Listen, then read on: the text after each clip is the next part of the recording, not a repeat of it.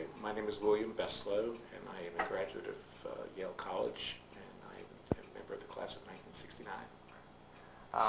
The question we always start with is, I'd just like to ask you to talk about your background, where you grew up, as well as the values that you feel like, whether Jewish values or other values that your parents imparted to you. Okay. I grew up in Bayonne, New Jersey, which is a town of about 70,000 in Hudson County, reasonably proximate to New York City. Bayonne, I think, had a population when I was growing up that consisted of Jews and Catholics. There were many Poles, many Italians, many Irish. I believe there were no Protestants in town. So it was a very much lower middle-class community, very ethnic. Very, very few of my friends were the children of college graduates. Everyone in Bayonne had parents who worked hard for not considerable amounts of money. So the basic values when I was growing up were values based upon hard work, integrity, family. My father routinely ate dinner 5 nights a week, and Tuesday nights he went back to work after dinner. But our entire family life was based around music and mostly sports, in which my mother participated as actively as a mother could, and family. And the other children I affiliated with, whether they were Jewish or non-Jewish, had the same values, because it was all family, family, family in Bayonne. Very, very tightly knit community, 60 blocks long, 5 blocks wide. Everybody knew everybody. And with the exception of 2 Catholic high schools, everyone went to Bayonne High School. There were certain events in which Jews and non-Jews participated. And then, of course, the mainstay of the Jewish community was the Jewish Community Center, which provided social as well as sports and artistic kinds of opportunities. So I think those were the basic values that were instilled to me by my family, particularly with athletics. Hard work, playing within rules, respecting authority. Maybe before you mention this concept of menschiness, is that something also that came down to you through your family? I think to a large extent. My father was an orphan. My father's parents died by the time he was about 5, and he then was very ill when he was 18, which would have been 1932, ill for a period of a year and a half or so. And he was living with an aunt, and his sister lived with another aunt. And after a year and a half of illness, in which he was hospitalized the entire time, his aunt read about Dr. Leon Ginsberg and Dr. Crohn out of Mount Sinai, and this was the beginning of Crohn's, what was known as Crohn's disease. My father was one of the original workups. And my father survived miraculously. He was one of the few people who actually survived after the Crohn's disease was diagnosed, and he's one of the actual case studies by Dr. Crohn. And rather than play professional baseball, for which he had some offers, his tante suggested that he work for Sidney Epstein, who was a local plumber who needed a helper. My father did what his tante told him to do. And then, notwithstanding ileitis, he was in the infantry and landed on Omaha Beach on D-Day.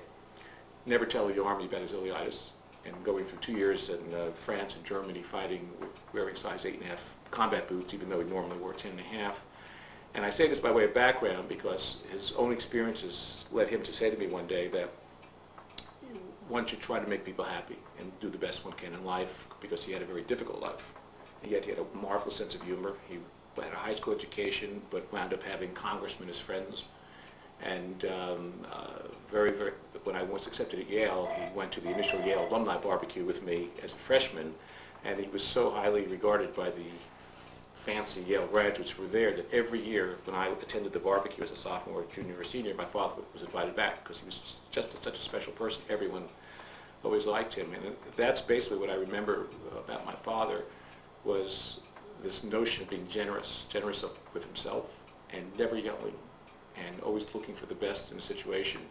So that if one saw someone fat, instead of focusing on the fact that the person was fat, focus on the personality. If someone had a bad personality or handsome, focus on the physical aspects. But he said you can always pick out something positive about a person, focus on that, and just slough off the rest of it, and go through life in that kind of a fashion. So I think I had a deep desire to please my parents, whether it was performing with music or whether it was performing athletically or just sort of doing what they suggested, but it was sort of a natural fit. I just wanted to. It's not something that they demanded or commanded me to do. It was just something that naturally occurred to me as I was growing up. And then where does Yale come into the picture for you? And how is Yale perceived in what sounds like a very much a working class community? Well, what's interesting, my guidance counselor urged me not to apply to Yale on the theory that no one from my high school had been accepted in about 40 years. And I was urged to apply to Rutgers and the kinds of schools that typically people from Bayonne got into, even if they did reasonably well. I applied to Rutgers and most of the other schools which I was suggested, but I had an application for Harvard and an application for Yale and an application for Princeton. And when I applied to Rutgers, the Yale application fell down with the Rutgers as I was pulling it off a shelf, and I looked at the Yale application. It didn't seem terribly difficult. So I completed it. And then I said to myself, if I'm applying to Yale, I probably might as well apply to Harvard. So I took the Harvard application down, but that was rather complicated. So in the circumstances, I thought it was not worth the effort. So I submitted my application to Yale, and I attended an alumni interview in South Orange at the home of Robert U. Redpath, who ultimately became a recipient of the Yale Medal of Honor as an alumni interviewer. He was such a well-known alumnus in terms of school interviews that he was recognized by Yale itself. In any event, at the interview, I didn't know what to talk about, so there was a question, what are you interested in? I was the president of the Student Congress at my high school. Another story, because as a Jew, it was virtually impossible to be elected Student Congress president because of the rampant anti-Semitism. But in any event, at the interview, I wrote down politics on the theory that that's something that sort of I was interested in, although I knew nothing. And the interviewers were very much intent on trying to create something to talk about with me, so they obviously looked at the word politics and then took that as the linchpin for the discussion, not knowing I knew nothing. So as one of them later on said, they've never heard a person being so comfortable saying, I don't know, because no matter what the question was, I said, I don't know, because I didn't really read the New York Times that much. So what's going on in upstate Albany? I don't know. What's happening in Trenton? I don't know. No. National politics? I don't know. But as a practical matter, I was consistent. Again, it's a lesson I've always learned, just to be true to oneself and not to try to be fake. And at the end of the process, Mr. Redpath telephoned me the day after I received notification that I was on the waiting list. And he said, I'm going to march to New Haven. He was very, very bothered by the fact that I was on the waiting list. And then a day later, I came home from my ophthalmologist. My mother had a broad grin on her face. And she showed me a telegram that said, Yale admission confirmed, please call. So it was quite a significant moment in my life.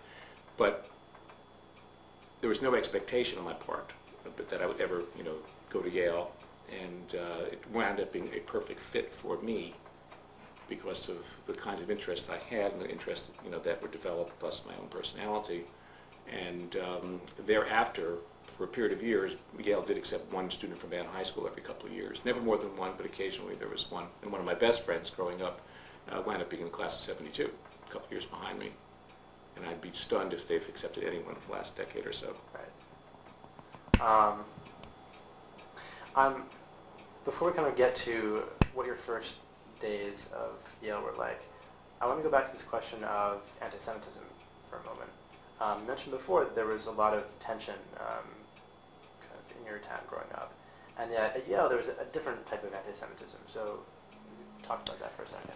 The anti-Semitism in Bayonne was sort of the basic, let's beat up the Jews, So sometimes when we were leaving the Jewish Community Center on a Tuesday night, which was the teen night, everyone would walk home literally en masse, 45 or 50 kids at a time. We'd walk each other home until the stragglers were left at the end, because invariably within the first 10 blocks of the community center, there would be a gang that would just jump out of the woods and start beating up people. And this is what would happen. It was a very rough town. I used to collect protection money for a fellow when I was a freshman gym class. And when I was, I literally would count his money for him, and that was my role, in exchange for which it was implicit he wouldn't hassle me. But when I was a junior in high school, 3 friends of mine and I were attending the local pizzeria hangout for the Jewish kids, and out of nowhere sprang, 10, 15 kids, and I raised my fist to defend myself, and no one hit me. My friends were getting pummeled, and then I suddenly felt a very, very powerful arm from behind on my right shoulder, pushing me backwards into this body, and I was absolutely pinned by this one arm. The fellow was so strong, and I thought I was about to get beaten up pretty badly. In any event, I turned around a little bit to try to see who it was, and it was this fellow Danny Dalton from gym class 3 years earlier. And he said, "How you doing? How's it been?" And meanwhile, my friends weren't angry at me because they understood that it was the nature of the animal there. So that was sort of anti-Semitism Bayonne style. I played against the CYO team in a championship game in the league, and I took a shot and someone punched me in the mouth. Instead of trying to block the shot, the person punched me in the mouth. Our coach once took a Jewish community center team to the Commissioner Otis tournament, I think it was West Orange or Hoboken, and with 2 seconds left in the game, we were up by 5 points, and we looked at the stands, and we saw a lot of people getting closer, and then we looked at the other team, and we realized that there was going to be a massive brawl against the Jews as soon as the game ended. And sure enough, the game ended, and it took 10 police eventually to escort us to our cars to exit town and exit the gym.